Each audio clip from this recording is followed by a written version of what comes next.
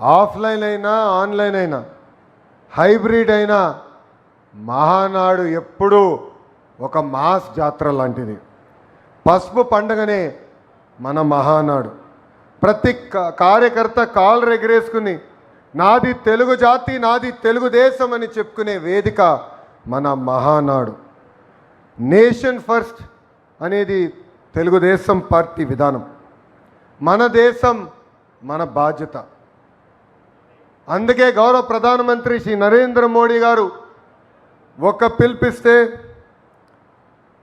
నెల్లూరులో భారీగా మహానాడు ఏర్పాటు చేసుకోవాలన్న ప్లాన్లు మనం క్యాన్సిల్ చేసుకుని ఈరోజు హైబ్రిడ్ విధానం మనం ఏర్పాటు చేసుకుంటాం జరిగింది.